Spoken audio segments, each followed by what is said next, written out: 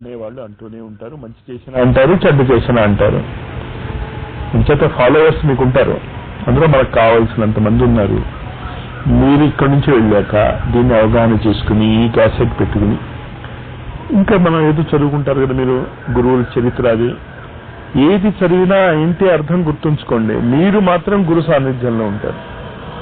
గురువు ఎక్కడున్నాడు? మీ హృదయంలోనే ఉన్నాడు. ఎక్కడికి పారిపోక్కర్లే. మీరు దాన్ని పట్టుకోవటానికి ట్రై చేయండి, దాన్ని పట్టుకోవటానికి ట్రై చేయండి, దాన్ని పట్టుకోవటానికి ట్రై చేయండి. అది కొంచెం అదొక ట్రిక్. ఇప్పుడు మీతో మాట్లాడుతుంటే ఇక్కడ రామసుబ్బే కూర్చున్నాడని నాకు తెలియటంలే, ఇప్పుడు ఇతనితో మాట్లాడుతుంటే ఇతను ఇక్కడ కూర్చున్నాడని నాకు తెలియటంలే. ట్రిక్కే కాదు. మిమ్మల్ని చూస్తే ఆయన ఎలా చూస్తాను సార్ అని ఎలా అంటాం, అలవాటైపోయింది. అలాగే మీరు ఏ పనులు చేస్తున్నా కూడా మీ హృదయంలో ఉన్నటువంటి గురువుని మర్చిపోకండి. అది ప్రాక్టీస్ చేయండి ఇక్కడ. స్వస్తి.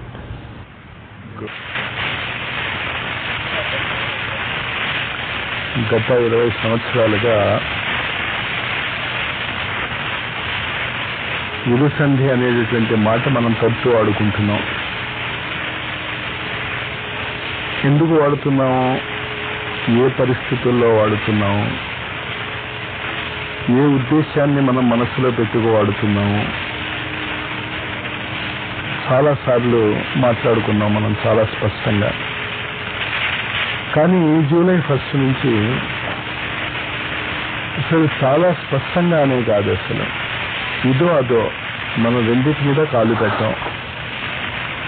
మనము ఉంటే ఋషుల మార్గంలో ఉంటాం, లేకపోతే మిగతా వాళ్ళ మార్గంలో ఉంటాం తప్ప మిగతా పనులన్నీ చేసుకుంటూ మనం ఏదో భక్తులని సాధకులు అనేటటువంటి ముద్ర వేసుకోము. దాని కొరకు మీకు నేను అందించినటువంటి ఒకే ఒక సూత్రం ఏంటి అంటే 1 జూలై నుంచి నిరంతర గురు సాన్నిధ్య అనుభూతి శిబిరము. నిరంతరం. ఆ నిరంతరం అనేటటువంటి మాటకి ఉద్దేశం ఎక్కడ అంటే, మహాభారత యుద్ధం జరుగుతోంది, కొన్ని లక్షల మంది రోజులు చనిపోతున్నారు, అయినప్పటికీ కూడా మా మనుస్మర యుద్ధ. అలాంటి భయంకరమైనటువంటి యుద్ధ భూమిలో మనము ఆ అనుభూతిని ఉంచుకోగలగము అని ఆ జగద్గురువు చెప్పినప్పుడు, ఇంతోటి మనం చేస్తున్న ఇక్కడ పని ఏంటంటే అంతా మెకానికల్ అయినా ఉపయోగిస్తున్నావా ఏ పని చేయటానికైనా నాకు చాలా అనుమానం వస్తుంది అసలు చాలాసార్లు కదా. చేత ఇలాంటి పరిస్థితుల్లో ఉన్న మనము నిరంతరము గురు సాన్నిధ్యాన్ని అనుభూతి చెందాలి అంటే దానికి ఆ విధమైనటువంటి అలవాటు మనకి రావాలి, హ్యాబిట్. ఆ అలవాటు 20వ తారీఖు 30వ తారీఖు 3 రోజులే రెస్ట్ మీకు ఈ సాధనలో.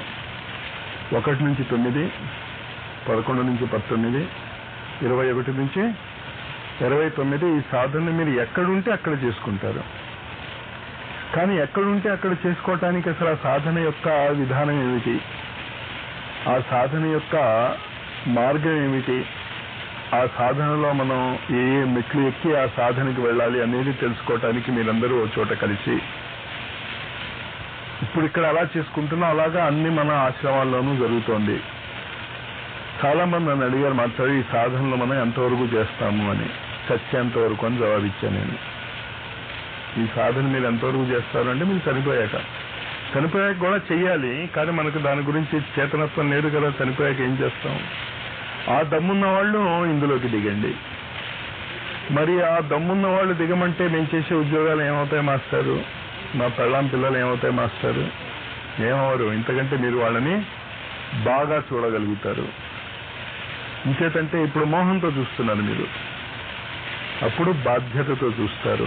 రెస్పాన్సిబిలిటీకి మోహానికి చాలా తేడా ఉంది.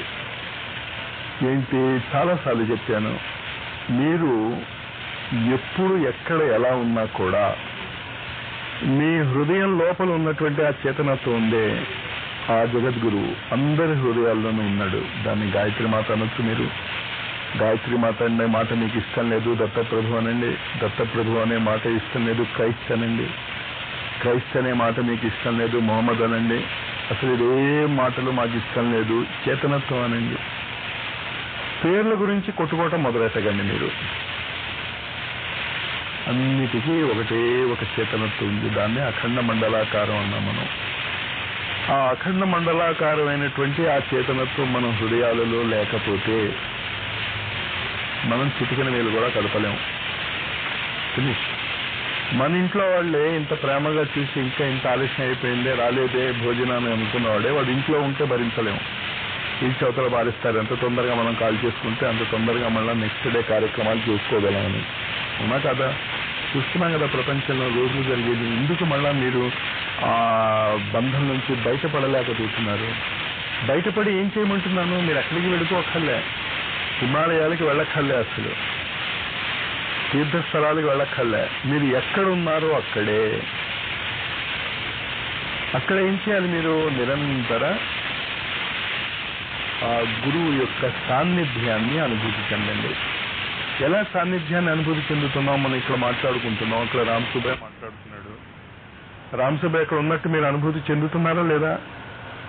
నేను చాలాసార్లు ఉదాహరణ ఇస్తాను. కాలేజీలో ప్రిన్సిపాల్ ఉన్నప్పుడు లేనప్పుడు. ప్రిన్సిపాల్ కారు గేట్లోకి వస్తుంది, ప్రిన్సిపాల్ కారు గేట్లోంచి బయటకు వెళ్తుంది. ఎంత తేడా వస్తుందో కాలేజీ అట్మాస్ఫియర్లో. ఇక్కడ ప్రిన్సిపాల్ వచ్చి కర్ర పట్టుకుని ఉంచోలేదే మీ ముందు, మన ముందు. కానీ మార్పు ఎందుకు వచ్చింది? సాన్నిధ్యము. మరి గురువు యొక్క సాన్నిధ్యము మన హృదయములో మనము అనుభూతి చెందుతూ ఉంటే మనం చేసేటటువంటి అనేక పనులు గ్యారంటీగా మనం చేయలేము, చేయగలుగుతున్నాం. ఆ క్షణంలో గురు సాన్నిధ్యం మనకి లేదు. నిరాశ చెందకండి. ఇది ఒక రోజులో వచ్చేసేది కాదు. చేత మేము ప్రయత్నం చేసాం మాస్టర్, రాలేదు అని చేత మానేశాం. పరీక్షల్లోకే మనం మార్చి సెప్టెంబర్ అని పెట్టుకున్నప్పుడు ఇక్కడ ఎవ్రీడే ఈ రోజు రాలేదు, నెక్స్ట్ డే ట్రై చేద్దాం, నెక్స్ట్ డే రాలేదు, ఆ తర్వాత ట్రై చేద్దాం. కానీ ఈ సాధన ఉందే, ఇప్పుడు నేను చెప్తున్నటువంటి సాధన, నిరంతరము నా హృదయంలో ఆ గురువు ఉన్నాడు అనేటటువంటి సాధన యొక్క మొదటి మెట్టు తప్ప ఆఖరి మెట్టు కాదు.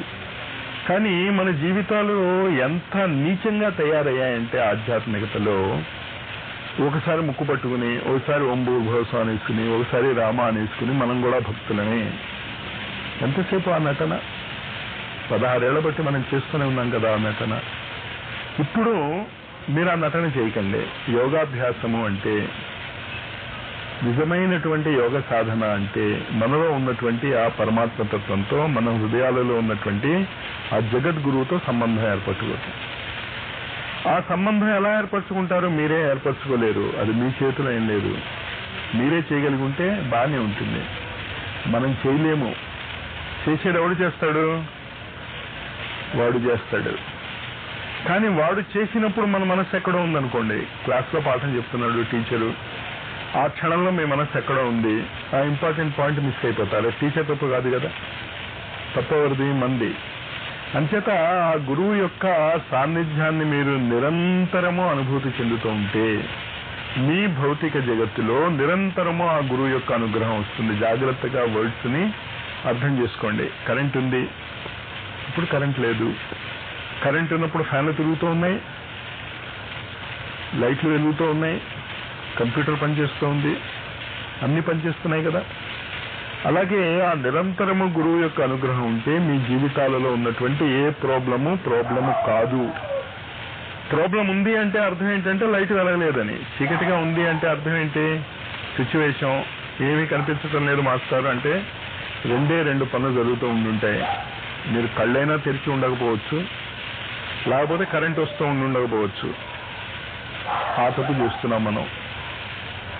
గురువు యొక్క సాన్నిధ్యాన్ని మీరు ఒక్క సెకండ్ పాటు అనుభూతి చెందగలిగితే మీ జీవితంలో ఏ ప్రాబ్లము ఉండవు. మరి ఉన్నాయిగా మాస్టర్, లింక్ లేదు, లింక్ తెచ్చుకోండి.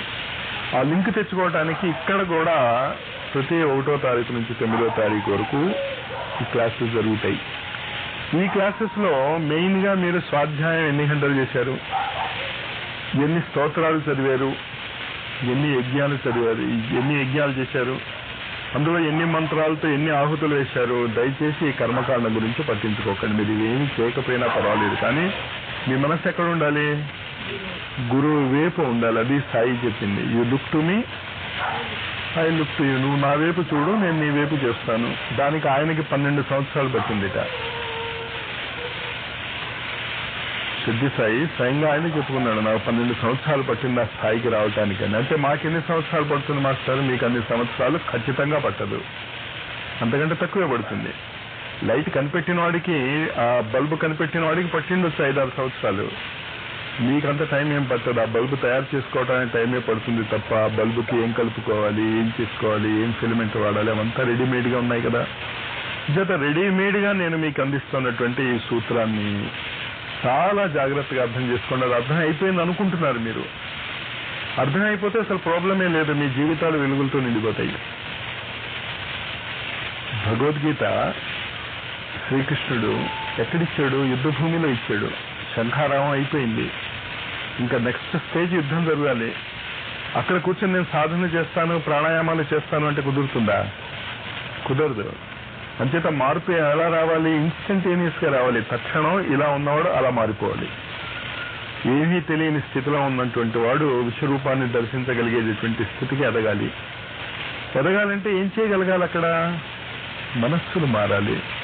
మనస్సులు మారటానికి కొంచెం మార్చుకోండి మీరు. కొంచెం ఈ భౌతికమైనటువంటి ఆ యావ ఉంది, అందుకే మాట్లాడటం మానేశాను నేను.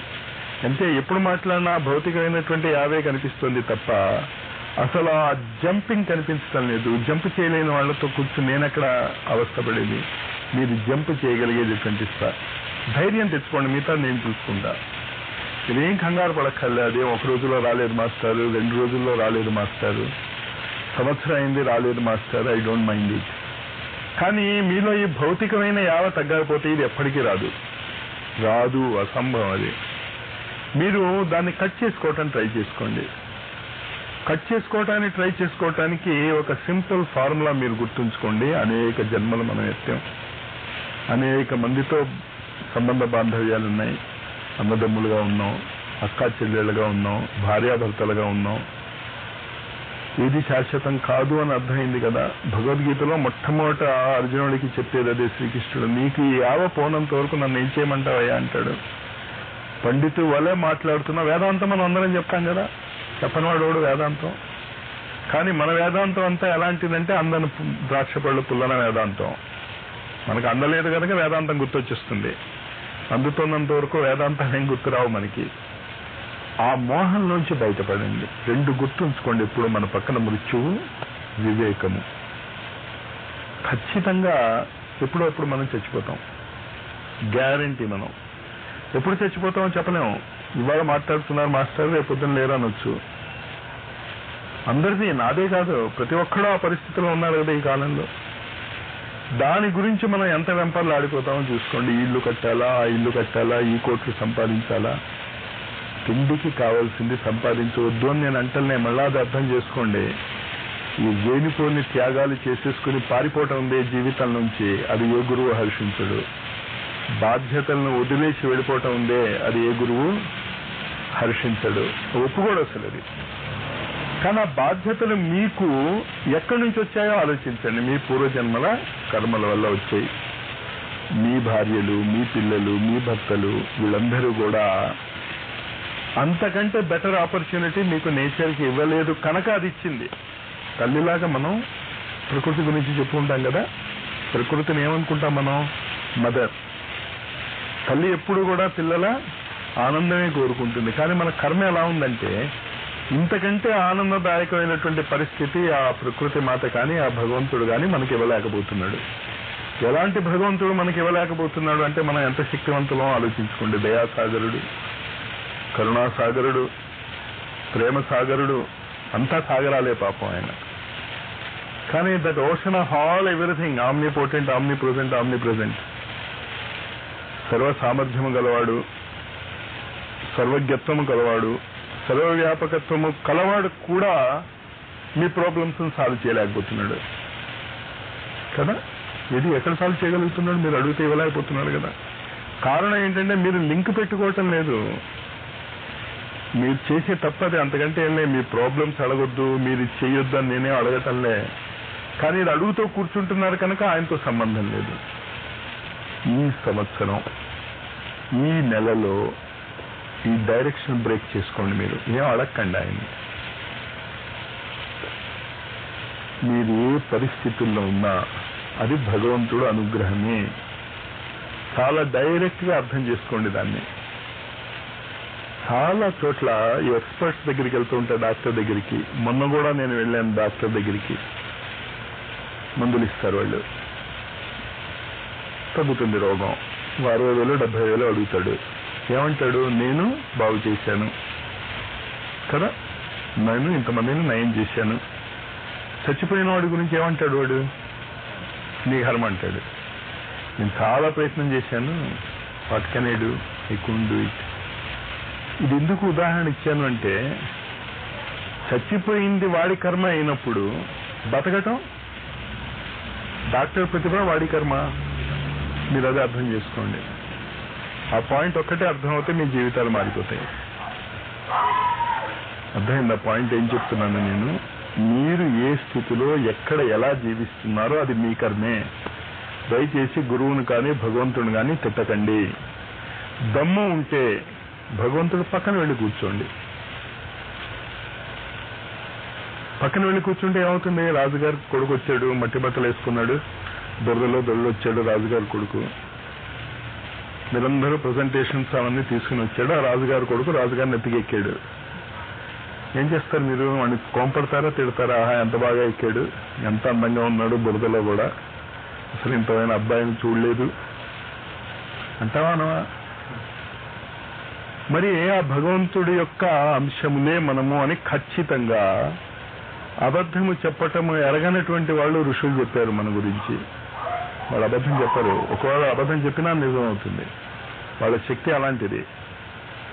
భగవంతుడిది ఎక్కర్లే. కరెక్ట్గా ప్రకృతి యొక్క నియమాలను తెలుసుకుని జీవించగలిగేటటువంటి ఆ గురు సాన్నిధ్యంలో జీవించగలిగేటటువంటి వ్యక్తులు ఏం మాట్లాడినా నిజం అవుతుంది. సూర్యుడు ఉంది, సూర్యుడు రాడు అంది, చచ్చాడు. అంత మ్యాగ్నెటిక్ పవర్, ఇంత స్టెల్లార్ ఎనర్జీ మొత్తం ఆగిపోయింది కదా. అలాంటి వ్యక్తులు చెప్తున్నారు మీరు భగవంతుడి యొక్క అంశములే అని. ఎందుకు మీరు ఇలా నిర్వీర్యంగా, నిరుత్సాహంగా, చేతగాని వాళ్ళలా కూర్చుంటారు? అది మీ తప్పది. దానికి భగవంతుడు ఏం చేస్తాడు? Your fault. దాన్ని సవరించుకోండి. ఒక వ్యక్తి మీద, ఒక సంస్థ మీద, ఒక దేవత మీద ఆధారపడకండి. అడుక్కోకండి. దేవతలు ఏం చేయరు మిమ్మల్ని, ఏమీ చేయలేరు దేవతలు. మీరు మంచి పనులు చేసి ఉండకపోతే, మీరు చదివి ఉండకపోతే, క్లాసులో చెప్పినటువంటి సిలబస్ పూర్తి చేసి ఉండకపోతే ఏ దేవత కూడా మీకు మార్కులు వేయించలేదు. అసంభవం అది. డబ్బిచ్చి మార్కులు వేయించుకుంటాం మాస్టర్, ఆ లాజిక్ నేను తీసుకురాకండి. ఇక్కడ చదువుకుంటే పాస్ అవుతారు, చదువుకోకపోతే ఫెయిల్ అవుతారు. కర్మ ఏం చేస్తున్నారు? మీ కర్మని మీరేమీ చేయకండి. మీరు మీ గురువులో కలిసిపోండి. ఎలా కలిసిపోతారు? మీరు ఏ పని చేసినా కూడా అలా అది ఇక్కడ ప్రాక్టీస్ చేయండి. గంటలు కూర్చోండి. ఇప్పుడు నేను లెక్చర్ ఇచ్చి వెళ్ళిపోగానే మీరు గబగబా లేచిపోకండి. ఎందుకు లేచిపోవటం? ఏంటితో మీరు చేసే పెద్ద పని ఏమవుతుంది? మీరు ఒక పూట భోజనం లేకపోతే మీకు కదలకుండా కూర్చొని చూద్దాం ఏమవుతుంది? వేల సంవత్సరాలు ఋషులు కూర్చోగలిగినప్పుడు ఇలా నేను మాట్లాడటం అయిపోగానే మీరు లేచి వెళ్ళిపోయి ఏదేదో మాట్లాడేసుకుంటారా? ఎందుకు నేను మాట్లాడిందంతా? కళ్ళు మూసుకోండి. ఎందుకు కళ్ళు మూసుకోమన్నాను అంటే ఈజీ అది. తర్వాత కళ్ళు తెరిచినా ఆ స్థితిలోనే ఉండాలి, నడిచినా ఆ స్థితిలోనే ఉండాలి. ఒక అరగంట, గంట, 2 గంటలు, 3 గంటలు కూర్చోగలిగినంతసేపు కూర్చోండి. ఏం అయిపోదు ఒక పూట. ఇవాళ శనివారం అనుకోండి, మీరు భోజనం ఏం చేయరు, వర్షం కూర్చుండి తడిసిపోతారు. తడిసిపోండి, ఏమైపోతారు తడిసిపోతే? అసలు ఆ భావం రావటంలే మీకు. అది నేర్చుకోండి ఈ క్షణం నుంచి. మళ్ళా దానికోసం రేపటి నుంచి మొదలెడతాం మాస్టర్. సిగరెట్ కాల్చేవాళ్ళు చెప్పేది రేపటి నుంచి మానేస్తారట వాళ్ళు. అని చెప్పి ఇవాళ 2 ప్యాకెట్లు తాగుతారు. సరే రేపు మొదలెట్టే అలాగా ఉంటుంది కదా. అది చేయకండి. మీరు కళ్ళు మూసుకోండి, నడువు నిటారుగా ఉంచుకోండి. కానీ నడువు నిటారుగా ఉంచుకోండి రూల్ కాదు, మొదలెట్టడానికి మాత్రమే. మీరేమీ ఆలోచించకండి. ఆ ఆలోచన రహిత స్థితిలో మీరుండరు, గురువు ఉంటాడు. మీ ఇష్టదైవం ఉంటుంది. మీరు ఏదైనా పేరు పెట్టుకోండి ఆ చేతనత్వానికి. మీరు ఆలోచించకుండా ఉంటే, ఆలోచించకుండా కూర్చొని ఉంటే ఉండేది ఆ గురువే, ఇంకెవడు ఉండడు మనలో. ఆలోచన మొదలవుతుంది, నువ్వు స్టార్ట్ అవుతావు. మిమ్మల్ని మీరు వదిలేసుకోండి, అలా కూర్చుండిపోండి. కదలాలనిపించండి, కళ్ళు తెరవకుండా కాళ్ళు చేతులు కదుపుకోండి. మాకేదో చాలా ఇంపార్టెంట్ పని ఉంది మాస్టర్, దీనికంటే కూడా ఇంపార్టెంట్ పని ఉంది అని మీరు చెప్పగలిగినప్పుడు మీకు దేని మీద యా ఉందో నాకు అక్కడే అర్థమవుతుంది. ఇంకా నేను చేయగలిగేది ఏముంది, మీరు గురువు చూసుకోండి. ఇంత అవకాశం ఇచ్చి నా సమ్ముఖంలో, ఆ గురువు యొక్క సమ్ముఖంలో, ఆ సాధన చేసినటువంటి వ్యక్తుల సమ్ముఖంలో మీరు ఆ స్థితికి ఎదగలేకపోతే మీ అంతటి మీరు ఎదగటం అంత సులభం కాదు. అది అందుకు ఇక్కడికి రండంట. మరి ఇక్కడే ఉంటుందా మాస్టారు? మన ఆశ్రమాలు ఎక్కడున్నా కూడా అక్కడ నేను పంపించేటటువంటి ఆ శక్తిధారలు వెళ్తాయి. అన్ని చోట్లకి వెళ్ళవు. అది నేను కెమిస్ట్రీ లెక్చరర్ని కనుక టీజీపీఎస్ కాలేజీలో నా మాట వింటాడు. హిందూ కాలేజీకి వెళ్ళి నేను కెమిస్ట్రీ లెక్చరర్ అంటే ఆవిడ విండవు. అక్కడ కెమిస్ట్రీ లెక్చరర్ ఉన్నాడు, వాడు చెప్పింది వింటారు. అది నాన్న అంటల్లో తప్ప సబ్జెక్ట్ విషయంలో అంతా ఒకటే. అంచేత మన ఆశ్రమాలన్నింటిలోనూ కూడా ఇదే నియమం పెట్టాను నేను. ఈ నియమాన్ని ఉపయోగించుకోండి. నిశ్చింతగా నిరంతర మౌనం, అసలు మాట్లాడకండి, కదలకండి, ఏమీ పరిగెట్టకండి, అది చూస్తూ ఉండండి అంతే. ఏమీ చేయకండి. మీరు అసలు మాట్లాడిపోగానే ఇంక పారిపోతారు. ఏంటో అదేదో అమ్మయ్య అయింది క్లాస్, సినిమా హాల్ వదిలినట్టు నన్ను ఫీల్ అవుతాను ఇప్పుడు చాలాసార్లు. అలా చేయకండి. అది కూర్చుండిపోండి, చూస్తాను ఎంత దమ్ముందో మీలో, ఎంత సాహసం ఉందో, ఎన్ని గంటలు మీరు కూర్చోగలరో. కూర్చోలేం మాస్టారు, కాలు తిమ్మిరెక్కుతుంది, పచాలు చేయండి ఇంటి చుట్టూ. మనస్సు ఆ స్థితిలో ఉంచుకోండి. ఏ స్థితిలో? నిరంతరము అఖండంగా ఉన్నటువంటి ఆ చేతనత్వంలోని మీరు భాగాలే. You are a part of it. మీరు మునిగి ఉన్నారు ఆ అఖండ చేతనత్వంలో. బాధ్యతలు ఉంటే తప్ప కదలకండి. బాధ్యతలు ఉంటే ఇంకా దానికి ఏం చేయలేం మనం. బాధ్యత సాధన కంటే మోర్ ఇంపార్టెంట్, అది గుర్తుంచుకోండి. బాధ్యతలు మాత్రం ఏమీ లేకపోతే హాయిగా మీరు అసలు కదలకండి, ఇంకా అలా కూర్చోండి అంతే. ఆ నిరంతర ఆలోచన రహిత స్థితిలో ఉండిపోండి, బ్యాలెన్స్డ్గా. ఏ ఆలోచన మనస్సులోకి రానివ్వకండి. ఏ ఆలోచన వెంట మీరు పరిగెట్టకండి. ఏ కొత్త కొత్త ఆలోచనలు నేను గాయత్రి మంత్ర జపం చేసుకుంటాను మాస్టర్, ఇప్పుడు దయచేసి గాయత్రి మంత్ర జపం చేసుకోవద్దు. మాస్టారు గురువు గారి రూపం తలుచుకుంటాను, వద్దు. మనస్సును ఉపయోగించొద్దు. మనస్సు ఉపయోగించుకుంటేనే ఈ ఆలోచనలన్నీ వస్తాయి. ఏమీ చేయొద్దు మీరు. గురువు గారి రూపాలొద్దు, మంత్రాలొద్దు, తంత్రాలొద్దు. నేను ఇంటికి వెళ్ళగానే ఇన్ని కార్యక్రమాలు చేయబోతున్నానని ఆలోచించుకుంటున్నాను మాస్టర్, అది ఆలోచించవద్దు. ఏమీ ఆలోచించవద్దు. ఎక్సెప్ట్ అర్జెంట్ వర్క్ ఉంటే తప్ప మీతో వాళ్ళెవరూ కదలకండి. సాధ్యమైనంత వరకు ఆ స్థితిలోనే ఉండండి. కాళ్ళు చేతులు తిమ్మెరెక్కితే కదుల్చుకోవచ్చు. ఒకవేళ కళ్ళు తెరిచిన ఈ స్థితిని మాత్రం మరవకండి. స్వస్తి.